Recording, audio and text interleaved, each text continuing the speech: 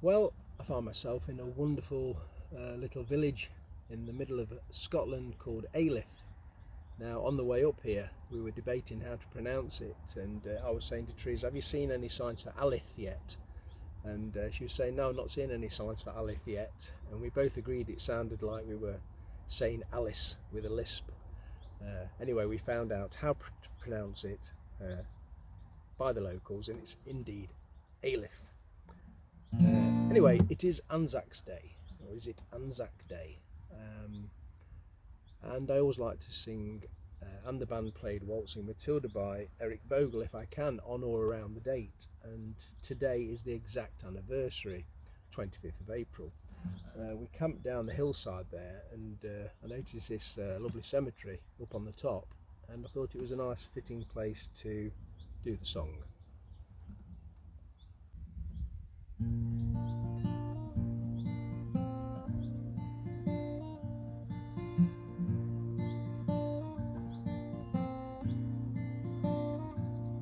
Now when I was a young man, I carried me pack and I lived the free life of the rover. From the Murray's green basin to the dusty outback, I waltzed my Matilda all over. Then in 1915, my country said, "Son, it's time to stop rambling, there's work to be done."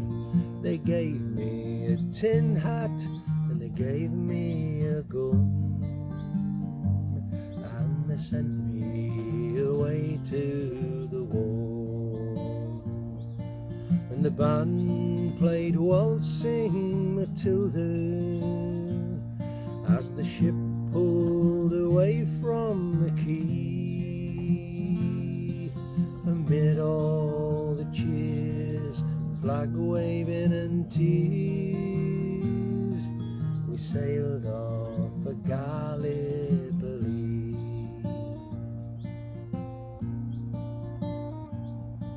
How well I remember that terrible day when our blood stained the sand and the water, and how in the hell that they called Suvla Bay we were butchered like lambs at the slaughter. Johnny Turk, he was ready, and he primed himself well. He rained us with bullets and he showered us with shell. In 5 minutes flat, we were all blown to hell. Nearly blew us back home to Australia. And the band played a Waltzing Matilda as we stopped to bury our slain. We buried ours and the Turks buried theirs. Then it started all over again. Now those who were living just tried to survive in a mad world of blood, death and fire. For 10 weary weeks I kept myself alive, though around me the corpses piled higher. Then a big Turkish shell knocked me arse overhead, and when I awoke in me hospital bed and saw what it had done, well, I wished I were dead. I never knew there were worse things than dying. So no more I'll go waltzing Matilda all around the green bush far and free. For to hump tent and pegs a man needs both legs. No more waltzing Matilda.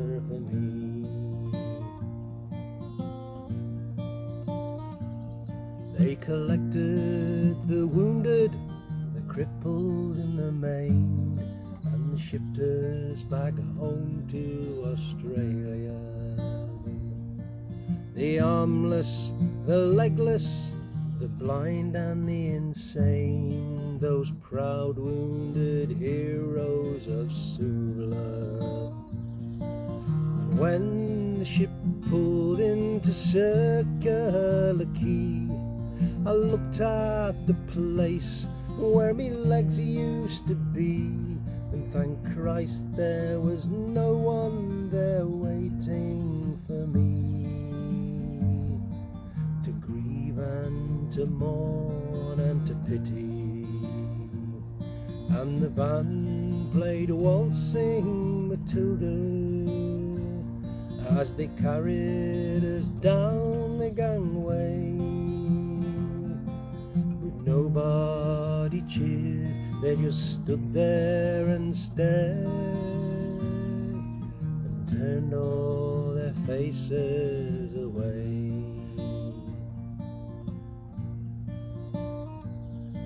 So now every April I sit on my porch and I watch the parade pass before me.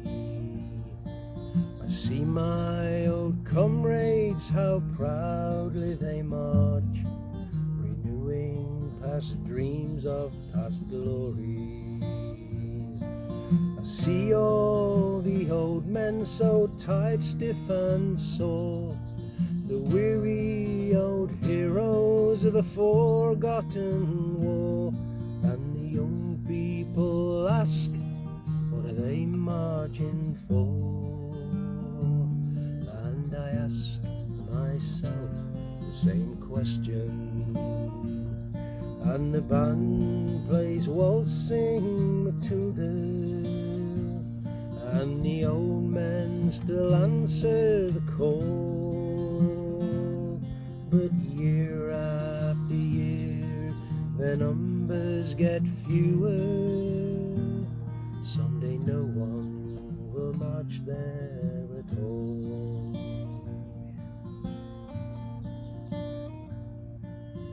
Waltzing Matilda, waltzing Matilda, you'll come a waltzing Matilda with me.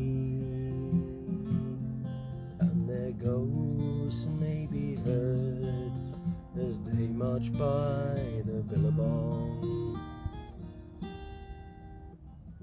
Come a waltzing Matilda with me.